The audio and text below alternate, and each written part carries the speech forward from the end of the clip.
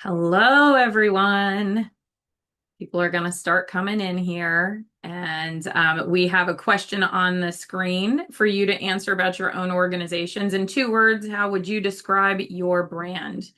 We're so happy to be with you today, and we'd love to get the chat rolling. So just go ahead and put your answer in the chat. Undefined. Okay. Oh, Jen, I miss you. Slowly evolving. I wonder why. Is it because you're now there? Michelle, you created. Yay, Michelle Stickle. Oh, fantastic. Work in progress, developing, needs enhancement, forward thinking. We got some clean and modern. Oh, Jill. I love that. Professional, clean, solid at the national level, challenging across the 350 affiliates. I feel like we've heard that before. Maybe not exactly 350, but any random number. Needs refreshing, refreshed. I have to give you guys credit for being here today, for focusing on something that's as important as brand. I think having had the sneak preview of the presentation, I think you're going to be validated a lot. You're going to be learning a lot and hopefully have some really good actionable items that you can take back to your team. So we're really happy to have you here, and knowing that associations find brand as important as we do is really exciting for us. So we're going to let people continue answering for another minute as people are coming in. I don't want to get any, um, give them a little bit of a late start here. I love seeing all these. Yeah, me too. Good, not great. Understand that.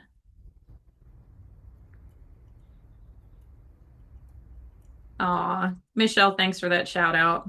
That was one of my first projects here 7 years ago, y'all. How is it possible that I have been with Mighty Citizen that long? But it is true. I haven't aged at all. I All think right. that's Well, definitely true. what'd you say? I think that's definitely true. I do often get that I look like I'm 39, and I just bow down to the people who say that because that's not true at all. So, but with that note, I'm going to introduce myself. So we'll get started here. So again, thank you for being with us today. I'm Nicole Arujo. I'm the Client Engagement Director here at Mighty Citizen. I'm located in the DC area, and I'm really happy to connect with all of you. I'm going to throw my LinkedIn in the chat. If we are not already connected, please connect with me. I'd love to hear about what you're doing, see you around at events. Speaking of events, I'm a little bit dressed up more than normal because right after this, I'm going to head down to DC for the ASAE Foundation event. If you are going to be at that event, please type foundation in the chat because I would love to connect with you while I'm there. So, today, what we're talking about is how your association's brand impacts marketing success. And I'm going to give a little shout out here because you'll see a little Mighty Citizen window, but she's not on here, but she is in our chat. Mindy is in the background working things. So I wanted to give you that and give her a little bit of credit too. She is the one who puts all of our events out and webinars like this.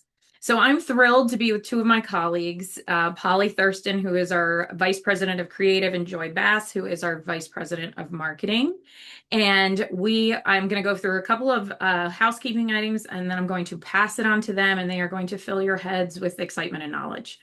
So if you have any questions during the webinar itself, we don't want to miss them. So don't put them in the chat. Make sure to put them in the Q&A. So that way we can actually easily find them. Mindy is going to be scanning the chat, and I'll be scanning it too. We're going to capture as many as we can, but it's easier if you put them in the Q&A section so it doesn't get lost. We are going to have time to go over questions at the end. So feel free, don't hold them back, put them in here. We're going to grab them as soon as we can. We do have closed captioning available, and there is a live transcript option at the bottom of the screen where you can enable that if you need it. Lastly, as always, presentation slides will be provided to you as well as the recording, some other additional fun tools that will help you in your progress. They'll be sent to each of the attendees after the webinar. We're also going to give you a QR code that shares additional resources at the end, as well as in the chat, we're going to reference a few. So, or a few of them in there as well. So let's get this party started. Polly, enjoy. The show is yours. I'm here in the background, and you know me, I'll pipe up as I need to. Can y'all still see my screen? I think. Yeah, we can see the cover page. Okay, you can see the cover page. It's just hidden for me. All right, Joy, I'll let you introduce yourself while I figure out where my presentation screen went. Sure, no worries. Hello, I'm Joy Bass, VP of Marketing, as Nicole mentioned. I've been with Mighty Citizen for about 5 years. I'm based in Chicago, where I know, tons of associations. So shout out to anyone who's on the call from Chicago today. But I primarily work with our association clients, although I do have a higher ed and nonprofit background as well. So welcome today. Today, yay, Chicagoland in the house. So Polly's going to be focusing a lot on the brand stuff today during our presentation, and I'm going to be giving the marketing perspective. And a lot of times they're the same. We're not in competition, but we'll see that there are sort of interactions and interplay between the two. Thanks, Joy. Yeah. I'm Polly Thurston. I'm VP of Creative here at Mighty Citizen, located in Austin, Texas. My team is composed of associate creative directors, designers, and copywriters who are super focused on brand strategy and visual design and work closely with Joy's team as well as our user experience and development teams on a variety of projects. And just excited to jump in today and talk specifically how mine and Joy's disciplines think about branding and marketing and how they really work together and how you can set your association, brand architecture in particular, up to support your marketing success. So with that, I'll go ahead and kind of jump in. All right, to set the scene, I wanted to talk a little bit about how do we define brand and some of the major terms we're going to be dealing with today. So when we're thinking about brand, this is not just your logo, whatever fonts you use, the colors you use, your photos. It's really your whole identity and everything people think and believe and expect from your association. It's the total sum of how your organization is perceived. And you can't always control that. I mean, we'd all like to, especially me from the branding perspective. But what we can do is we can influence it by making certain decisions. And so when we talk about branding, we're talking about that influencing that you do to affect how you are perceived, and hopefully that people will feel a certain positive way about you. And each of these little, sometimes seemingly small and even unintentional or intentional decisions can ladder up to build what your brand becomes and ultimately how you're perceived as an organization. And when you have effective branding, it helps build recognition for your association. It helps you establish trust. It helps you differentiate from your competitors. And again, ultimately shapes how your members and other people connect with your organization. So we're going to be talking about your brand and your branding today in the context of this paradigm that Joy introduced me to. This is called the messy middle. This is Google's new outline of how consumers are making decisions in an online environment of abundant choice and pretty much limitless information. And so the piece we're going to be talking about today, at least for my part, I'm going to let Joy really dig into the messy middle part, is this outside dotted line that you see called exposure. I'm going to jump into that in just a minute. But the reality is the way people are making decisions today is messy, and it's only going to get messier. All right, so jumping back to that exposure piece, this is, again, where I'm really thinking about how does your brand show up in the marketplace. And as I said, Joy will get into kind of those other little pieces in between or in the center. But the important part is really that you're showing up.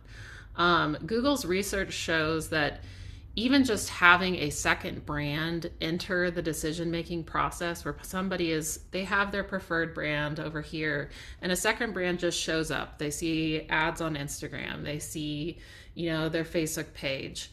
If they enter in that exposure phase, it'll automatically start to influence consumers' decisions and potentially pull them away from their preferred brand. So you can do a lot just by showing up in the marketplace. And a part of that is making sure not only that people see you, but that you're adequately communicating the value that you provide to your members. And in that case, we think about, that brand presence in the marketplace and really being top of mind when somebody's ready to make a purchasing decision, as brand awareness. So getting yourself out there and making sure you're being seen, and that people are familiar with your brand leads to increased member investment in your products or initiatives or services. And that's simply because people are more familiar and you're top of mind in their decision-making space. If you're successfully able to build that brand awareness where people have familiarity with you, who you are, and then you follow through on what you say you do, you provide that value to members, you're building brand equity. And so that is the idea that people both are aware of your brand and have had positive experience with your brand and will continue their investment in your brand. And one of the ways we're talking about how you show up in the world today is through your brand architecture. And the way we talk about brand architecture is this is really the strategic choice of how your brand and any sub-brands you might have are visually and verbally represented in the marketplace. Now, some of y'all might not think of you as an association, your organization, as having sub-brands, but in kind of my branding purview, you do. Then the way these show up is through your certifications, through your annual meeting or conference, through your online virtual community or forum, maybe some specific awards that you give out, or your foundation or public awareness campaign. And so those may seem like, oh, those are just things we do. But really, when you get them all together and put them out in the marketplace, they become sub-brands. And you see an example here with ASAE. We all know them as a leader in the association space. And this quick snapshot just shows the branding complexity that they and y'all are dealing with, and that is common to associations. And that's just the reality of your work that you're doing. You have so many different things that are helping provide that value to your members, and so many things to keep track of.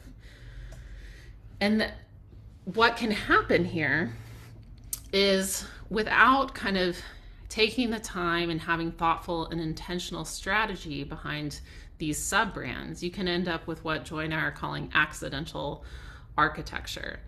And it happens where many associations have their products or services are started and marketed without a strategic plan to how they will be connected back to that main association brand. And it's not anyone's fault. I mean, these things happen. We're working in a fast-paced environment these days. And so that's really the accidental piece. But it can be important to take a look at the variety of things you're putting out there to really assess whether you're leaning towards the accidental architecture or a more strategic one. So I wanted to give this quick example of work we did with the Risk Management Society. This was years ago. REMS came to us to help audit their member renewal sequences and really help them with member retention. And so we were looking at all the materials and doing a lot of research and user interviews. And as a part of that process, we discovered that they really had a branding issue. They had 4 main sub-brands, so they weren't really thinking of them that way. And you can see those on the left side of my screen here. You have the main brand in the website up at top left. Below that, you have a certification they provide, Risk Management, their online magazine, and then Opus, their online community. And over on the right was just another variety of the communications that they were putting out into the world. And what we found in our member, particularly in user interviews with members, is that people really loved their online community.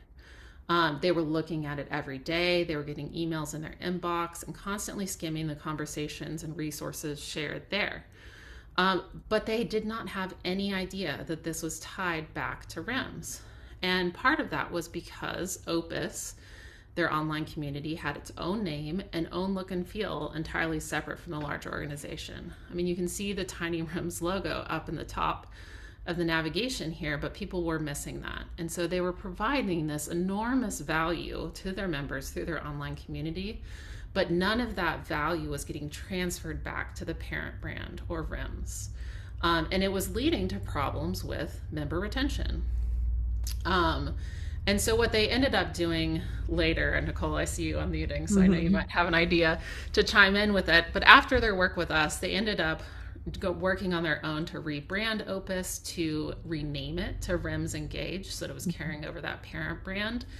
And they also ended up moving their magazine, which we saw on the previous slide, into their, which had been on a different website, into their main site. So really helping consolidate their brands and working towards that more strategic brand architecture. Nicole, did you want to? Yeah, I was really proud of our team for uncovering this, but I think it's important to realize that we did 4 phone calls. So like it wasn't a heavy lift of research. And had it not been an accident of we ended up with a highly engaged person when we asked for non-engaged people, we might not have gotten this gleam of data, but it was data that we were able to run with, and then RIMS was able to run with and make corrections that greatly impacted their organization. So research is a key component. Thanks, Nicole. So let's talk a little bit more about how you can set your brand up for success by having a strategic brand architecture. And I'm going to walk through 2 specific models that can help you think about how your association can launch and market these sub-brands we've identified. And some of y'all may be familiar with this because it's pretty common in the world of branding and marketing to hear about these setups. So the first one is a house of brands. This is where you have each brand operate with its own unique strategy and identity. So PepsiCo here is a great example because they're going to have different market segments and different preferences for all these different brands that you see here. We were commenting as we were preparing these slides of like, we didn't even realize Pepsi did Quaker Oats in addition to Lay's. I mean, so little crossover sometimes in those different segments. And when you have a brand strategy or a brand architecture like this, really you have a family of independent offerings, and each offering is delivering a distinct and recognizable value to your audience at different points in their career or journey. And what can happen here is really that these sub-brands become kind of the star of the show. Your parent brand is almost invisible sometimes. You know, the products or services that you're providing take center stage. And you can see that too with PepsiCo. Like none of us, I didn't even know that was the PepsiCo logo. So the other scenario, yes, Unilever is a great one as well. There's a lot of really great examples you can find out there for those house of brands examples. The other example I wanted to call to attention is the branded house. So this is where you have that single parent brand that's known and loved. And then people kind of by default trust the sub brands because they trust the parent brand. Usually the name and brand identity is one and the same. Your marketing is the same. Your positioning and value propositions are very similar or the same. And it makes it really easy to apply across a multitude of marketing applications. Some other examples that you can find out there that are branded houses are Google or Virgin, where you can kind of see very quickly and visually all the commonalities between the brands. And what this strategy does for you is it really helps build a single authoritative brand that'll lend credibility and consistency to all your products, your certifications, your events. And the bonus is that any positive feelings people have about the sub-brands are transferred back to the parent brand. That can be a negative too, because if somebody has a negative experience with one of the sub-brands, it is going to be easily transferred back to the parent brand as well. So we have these two strategic ways of setting up your brand architecture, but even with these strategies, what you can often experience is brand drift, where things just start to get kind of out of control. Because again, we're moving in a fast-paced environment. We got to make quick decisions and sometimes get things out there. And so every now and then you have to kind of come back around and say, okay, let's revisit this. Are these decisions still working for the strategy we want our brand to have?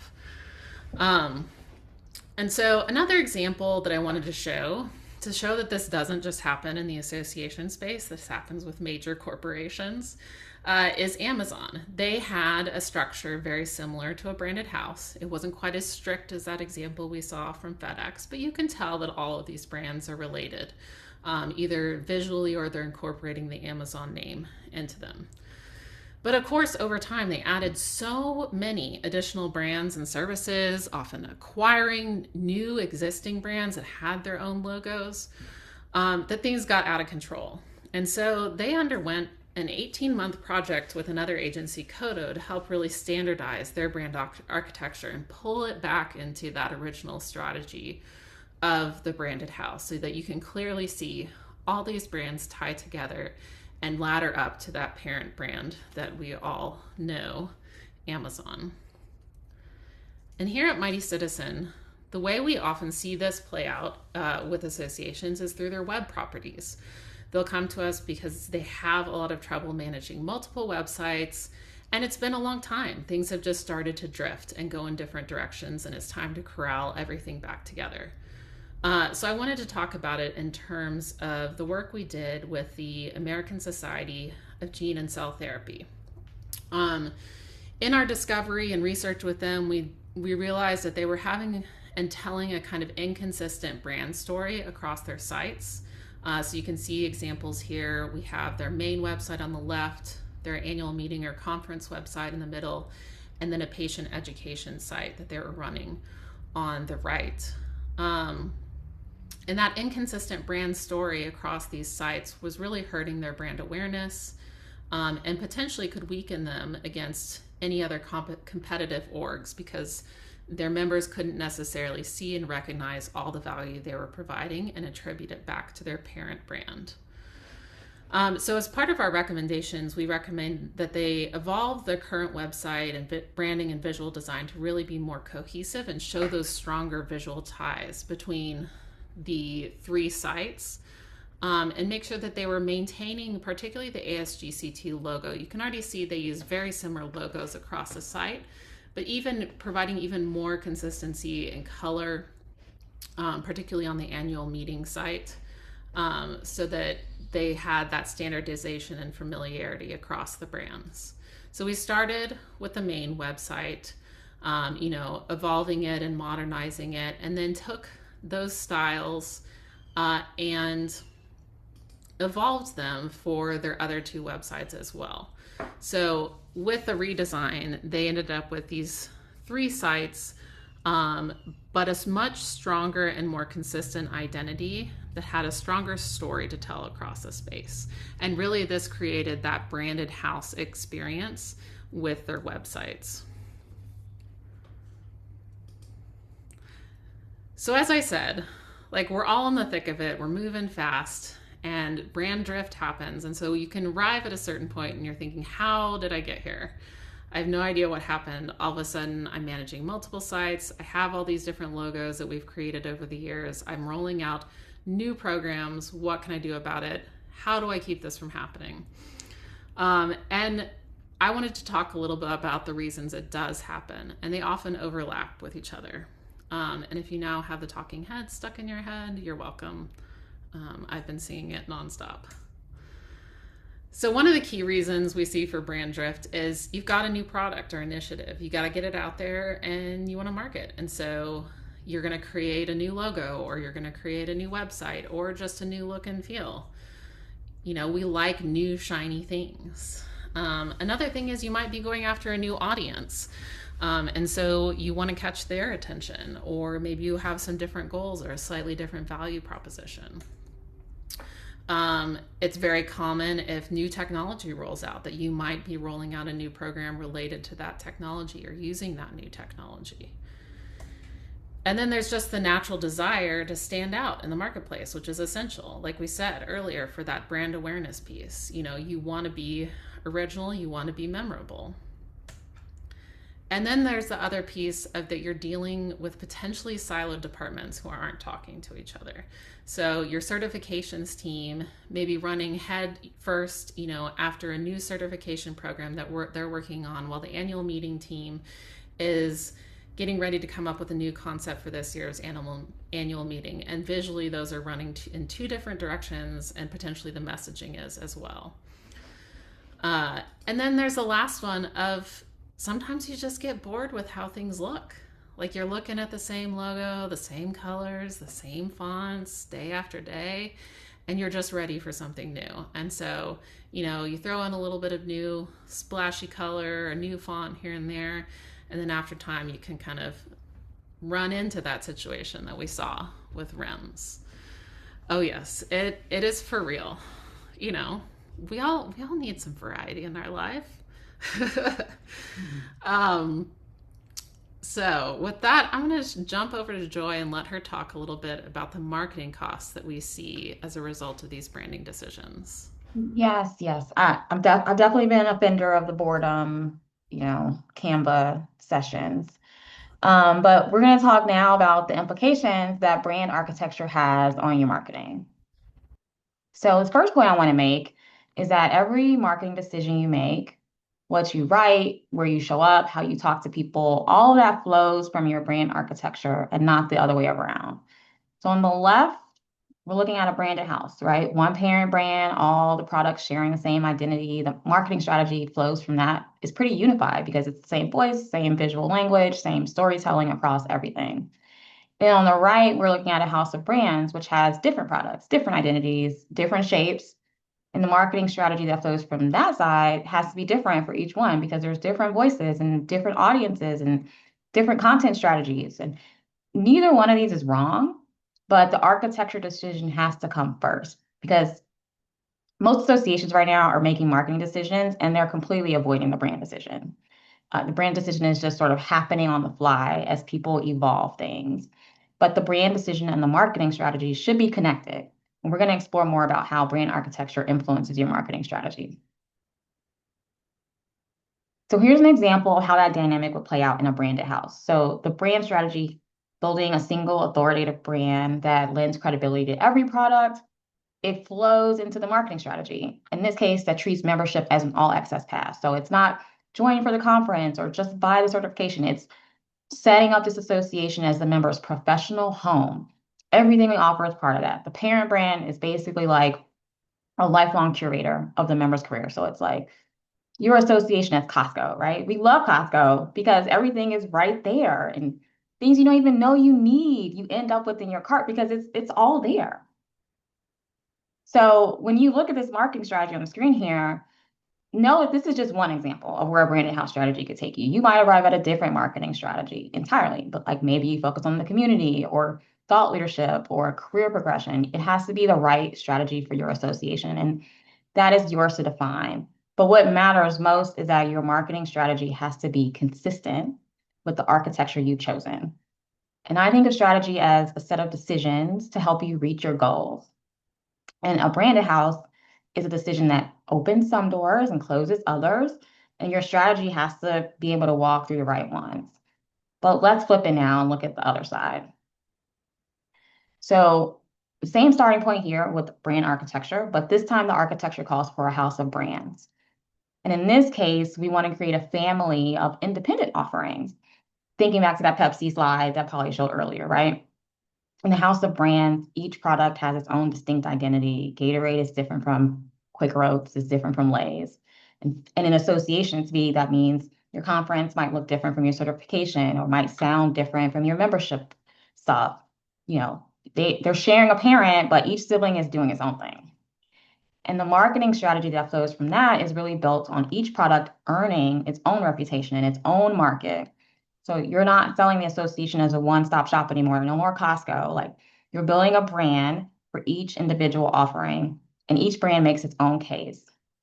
And again, this is one version of a marketing strategy that can come from House of Brands architecture. Yours might look very different, but the direction it flows is always the same. It's a parent brand towards individual products. It's architecture to marketing.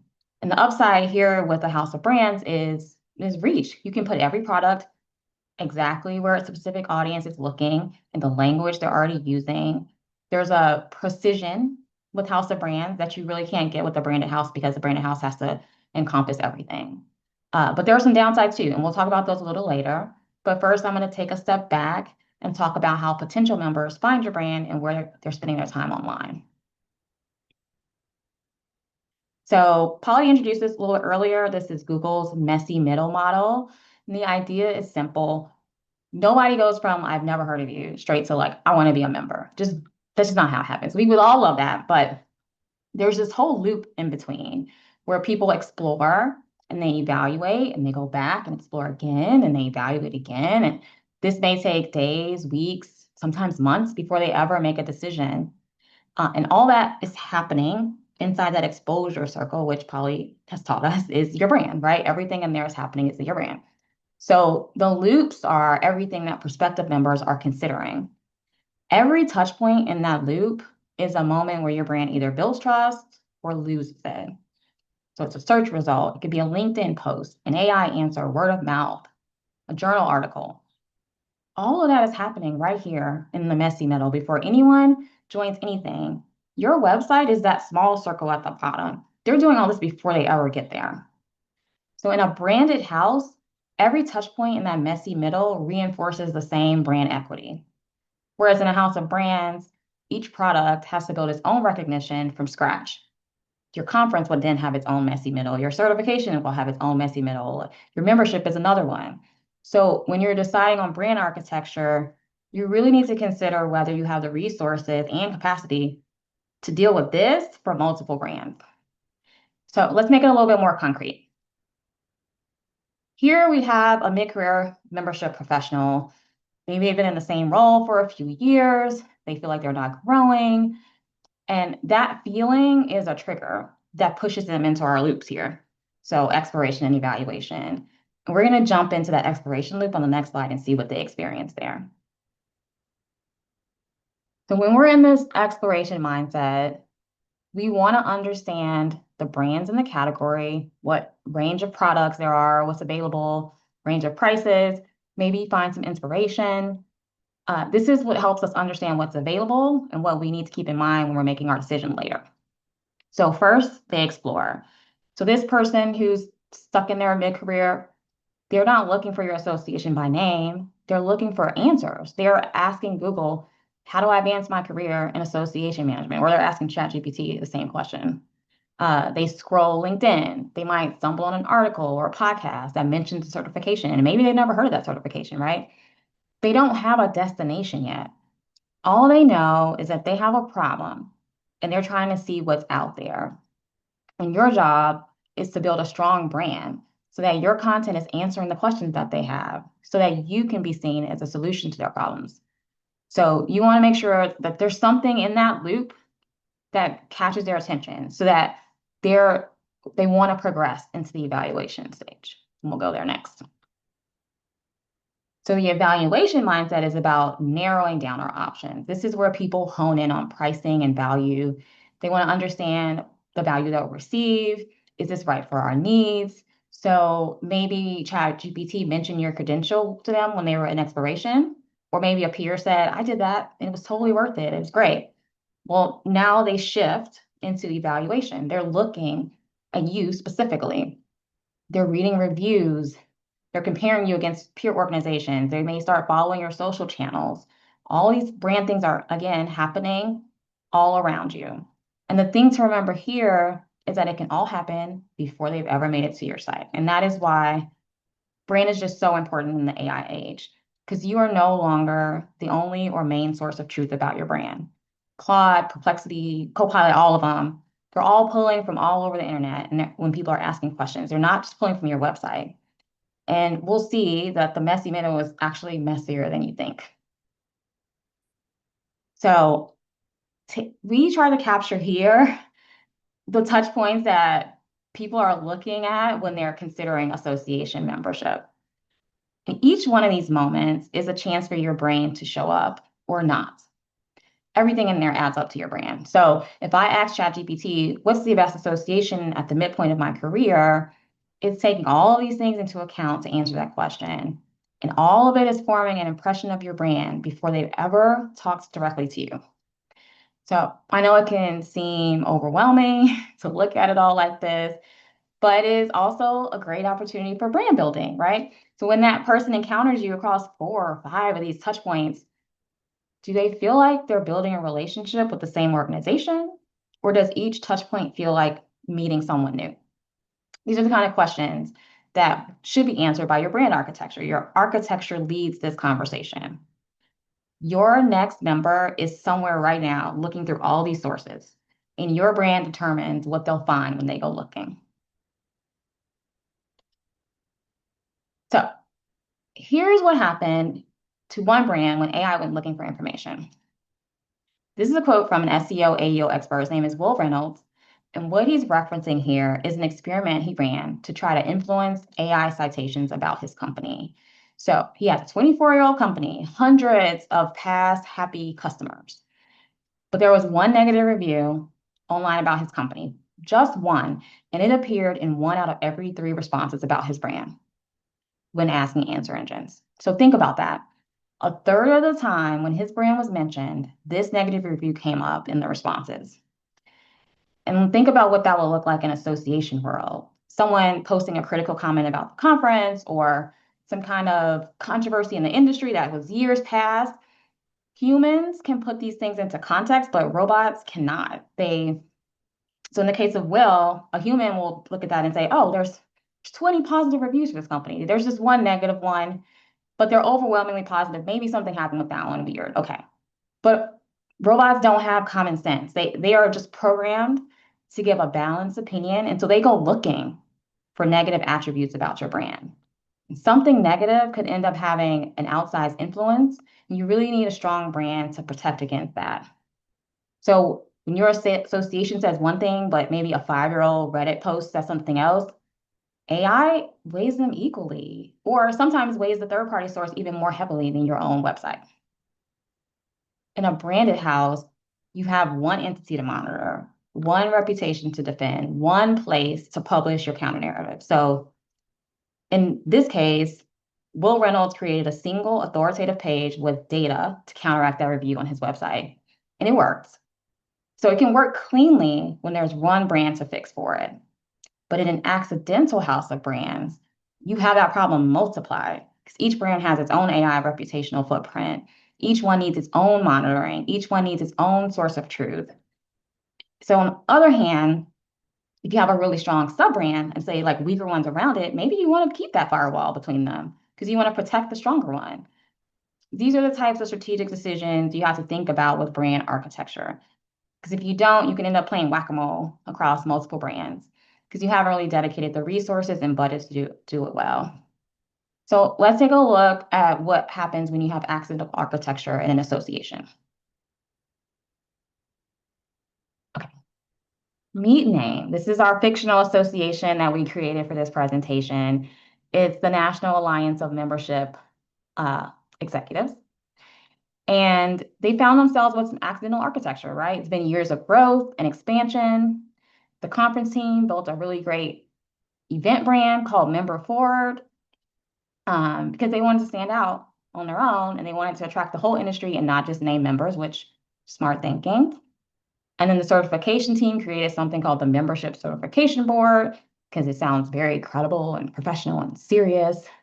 And they wanted employers to take their certification seriously. So this is also smart marketing. And then the social team posted what got engagement because of course they did. That's literally their job. But look what happens after some years of accidentally doing this and things spread out. When our mid-career professional goes looking, Google tells them about the parent association, but the conference website doesn't even mention name. And the certification page looks like a completely different organization entirely. And LinkedIn seems like just a stream of event promotions. And when they ask AI to help them figure out what to do with their career, ASAE may come up or Institute for Association Management comes up. Name is invisible because AI can't tell the name is doing all of these things. Nobody made these decisions badly, but the cumulative effect is that a prospective member encountering any one of these touch points gets completely different answers to the question, why is this organization, who is this organization, and why does it matter to me? And when you're in the messy middle where someone might touch all of these things before they ever make a decision, that inconsistency can create confusion and friction.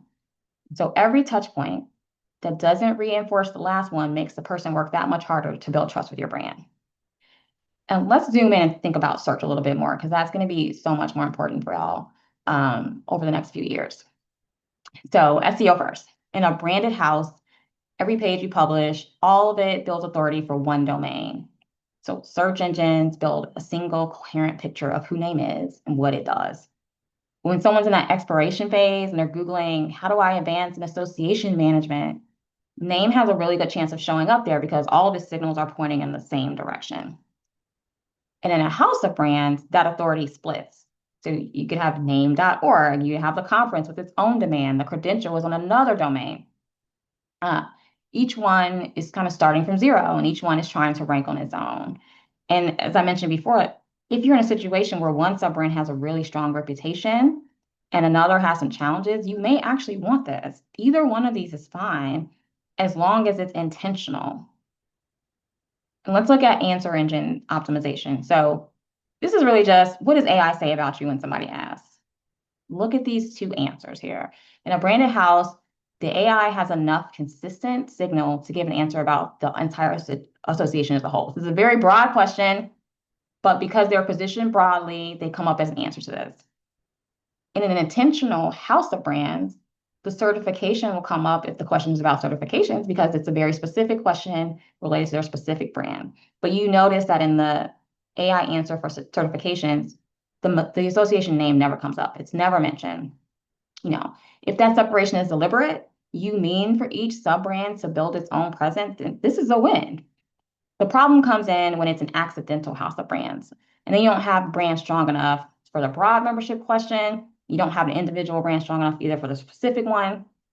So a lot of what we're talking about today actually is about resources, effort, and budget, which we'll talk about on the next slide. Like so many things in marketing, success depends on making the proper investments in your decision. So if you decide to pursue a house of brands, you also have to be willing to fund each sub-brand well enough to make its own impressions in the market. Tropicana and Quaker don't share a budget, even though they're both sub-brands of PepsiCo. And there has to be some parity.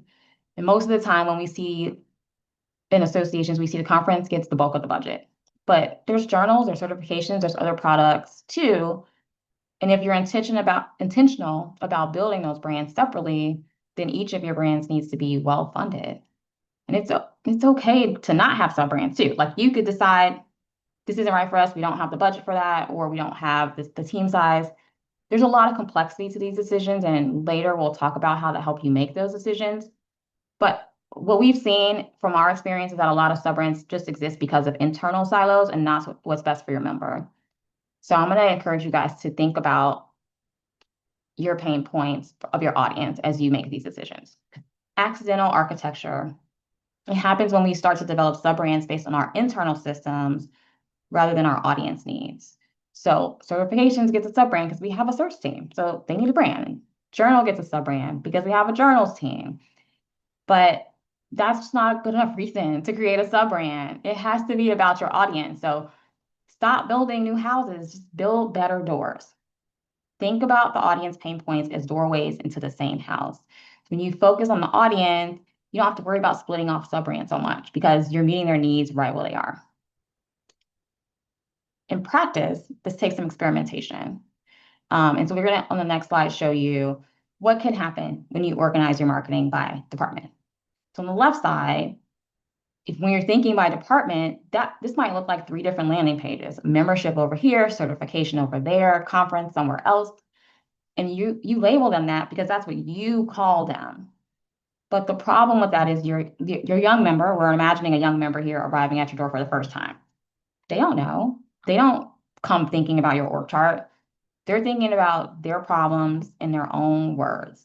They need a mentor. They want credentials. They want to be in a room where the right people are. Like, if your doors are labeled by products, they have to do the translation work themselves.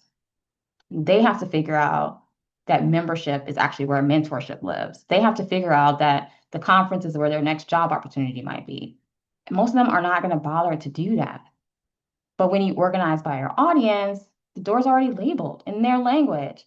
I need a mentor on your landing page can lead them to the membership community. I want career credentials leads to certifications, right? You can always link out to more specific pages, but putting your audience first, welcoming them in based on what they need, not your product, is a good way to test the viability of not going to sub brands too soon. So that's a lead in to my next question, which is what architecture are y'all running currently? Is it intentional or is it accidental? Drop your answers in the comments.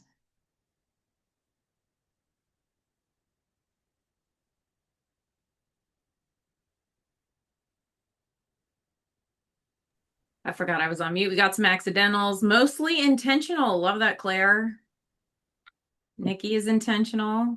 And this is a judgment-free zone about being Yeah, accidental or intentional because it happens pretty absolutely. naturally. I see how it happens. Okay. So our next section is gonna hopefully help y'all figure out how to get from accidental to mostly intentional. I feel like those are, to me, very strong answers and good for you. So let's jump into this sort of what do you consider from a marketing perspective? How do you actually decide which one is right for you? Well, here are some things to consider from a marketing perspective. So you start with your team.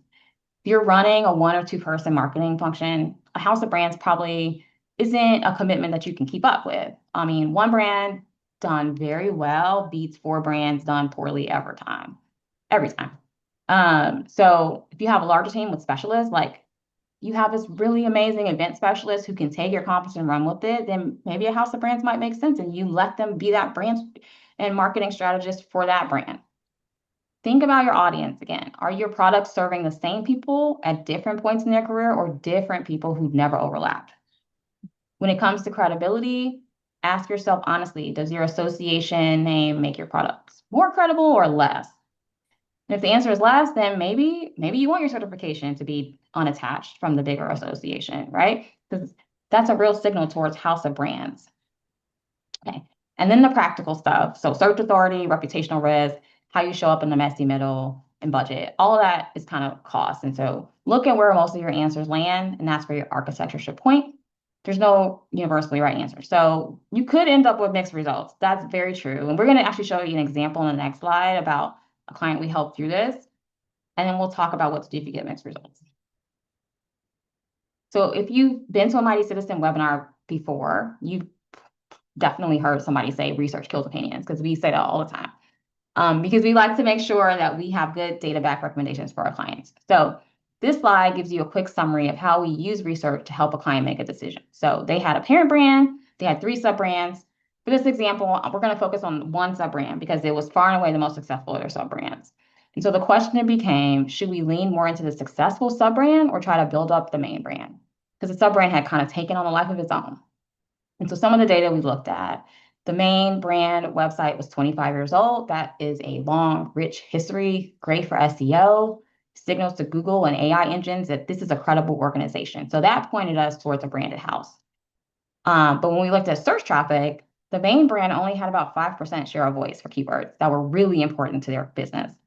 But their two biggest competitors had 42% of search voice and 26% respectively. So they were very small. They were not competing very well at all with search traffic. And their sub brand had almost 3,000 monthly searches, whereas the main brand was only getting about 400. So now we're leaning towards points to a house of brands. And then their sub brand generated 8 times as many online mentions during our audit period as the main brand. There was audience research that showed most people didn't even know that the main brand and the sub brand were affiliated with each other. So taking all this into account, plus their strategic goals and their budget concerns, we recommended that they treat the sub brand as the primary brand rather than building up that main brand, right? Because that investment would be so much. But the reality is It may not cleanly fall into one or the other category for you. So Polly's going to talk about what it can mean to have a hybrid structure. Thanks, Joy. So this slide I showed earlier is slightly misleading because while Amazon appears to offer to operate as a branded house, in reality, it's not so neat and clean. And they operate really as a hybrid model for their brand architecture. They have those main brands we saw on the last slide that fall under their branded house category. They have some additional brands like Audible or Woot that they use as an endorsed brand. So they have their independent logo, but you can see that it's an Amazon company. And then they have completely independent brands like Whole Foods and Twitch. And so in reality, they're kind of straddling a hybrid model. And we found that this can also work really well for associations as well as some of our other mission driven clients. So to kind of round things out today before we kick it off for questions, I wanted to show you how this plays out in real life with a client that we worked with. This was work that we did with a government client here in Texas known as the Texas Higher Education Coordinating Board. And this is just a sampling of the logos that they were using for all their sub-brands and initiatives. I think it was like 50 plus in reality. And what happened is they didn't even really have a main brand logo. They were using a logo that had been created to promote their previous strategic plan that was called 60 by 30. And this lack of consistency and clarity was really hurting their awareness. People had no idea about the breadth of the work they were doing to support higher education here in Texas. And we saw this a lot in some initial surveys that we did among their audiences. So as a part of the work, we recommended, that they rebrand not just the parent org, but set up a brand architecture for the rest of their initiatives as well. So we started with that primary logo, created a new suite that they could use that really leaned into their acronym and how they referred to themselves. They often say the coordinating board or the CB. That carried forward then into a branded house implementation for their foundation that you can see here, as well as some of the initiatives that they put out into the world. But they found that they also had some existing brands. Maybe these were things that they acquired or already had a lot of separate audience and brand awareness, that they really wanted to carry over the equity these brands had already established, but also show that they were supported by the higher education coordinating board, so that the goodwill people felt toward these brands was transferred back to the main brand as well. So what that ended up looking like, you can see here, they had this hybrid model and they used some of those decision-making matrices that Joy looked at earlier of how these different things should be applied. They had their branded house application that you see over on the left. They had those endorsed brands. And then even in the future, they ended up coming back to us to help create some of those house of brands, independent brands that were for partnerships they had with other agencies or some unique audience and purposes that really separate from their main brand and didn't need to tie back to that parent brand. And so what I want to show here is that the reality is often messier than we think. We'd like to fit everything nicely into these two different corners, but you often have to make some sort of compromise and think about where you can most strategically apply these architectures to help support your brand. So whichever strategy y'all go with in terms of your association, whether it's branded house or house of brands or some sort of hybrid, we wish you the best of luck out there. Take what you can and make those strategic choices, and keep fighting in that messy middle. And with that, we'd love to hear any questions or comments y'all have. So happy you could join us today. I want to say, you can go ahead, Nicole. Yeah, I just want to say thank you to both of you for the time you put into this. I mean, the focus on the audience and really, I think a lot of the information in here can help to educate leadership, which I think a lot of the folks on this call are people who need other people to buy in to and understand what brand is. So with that said, I'm going to ask two of the questions here that came in through the Q&A. So beyond having a brand guideline, how do you get everyone on the creative team to buy in and commit to following the guide instead of veering off brand? And Polly, I'm looking straight at you. Oh, that's a tough one. I mean, I have the benefit of as working as an agency, we get a little bit more variety than to day. But what one of my associate creative directors often says, it's not that your brand has to show up in the same clothes to every event, but you should know that it's the same person Mm. when it's showing up to every event. And so you might run campaigns that are for specific audiences that do look a little bit different from your brand. And we've done this, for example, with the association, the American Psychiatric Association, for a membership campaign we did for their young professionals, where you can still very recognizably see it's coming from the May brand. You're using the same colors, you're using the logo prominently, but there's maybe some new elements that you introduce that are specific to that audience and just specific to that campaign. So it's not that you have to become kind of super strict and everything always has to look the same, but make sure that you're using some visual elements to help tie back. So a lot of times that's, at least some colors or fonts or your main logo. And then you can still vary it up a little bit here and there so that your teams aren't dying of boredom. And you're also helping stand out and catch your eye in the marketplace. Thank you. And the second question here was with a branded house, and this is from Lisa. I hope she's still on here. With a branded house model, can you still add some distinction to a national conference each year, a tagline unique to each year? Can you talk more about a conference logo that points back to the parent brand? Yeah, there's a really great example of some work we did with AOSSM, the Association for Orthopedic Sports Medicine Surgeons. I'm going to get that wrong. I'm sorry.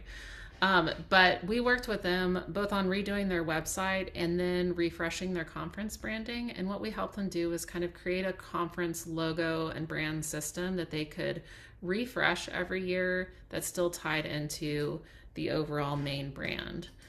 So I definitely think you can find ways to be creative. And excuse me, I think Nicole can drop a link real quick, or I can drop a Yeah, I link can real do it. quick I in see it. chat.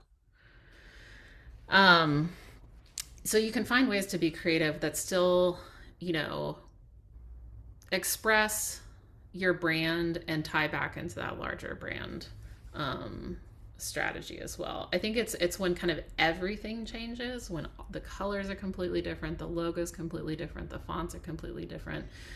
Your audience is just nowhere near as familiar with your brand as you are, and so those little bits of variation can kind of just easily they can easily disconnect whatever you're providing with your conference from your main brand if there aren't those signifiers that tie them together.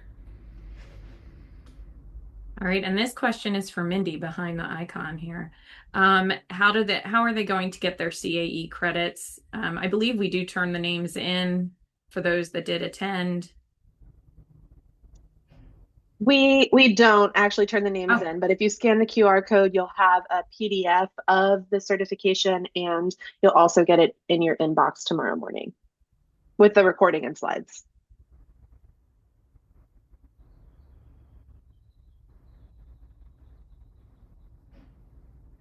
okay. Any other questions?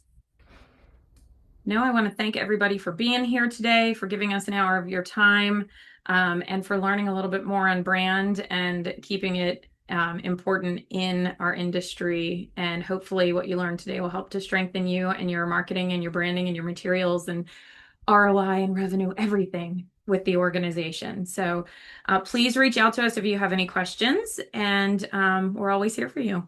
Thanks so much. Bye. Thanks, y'all.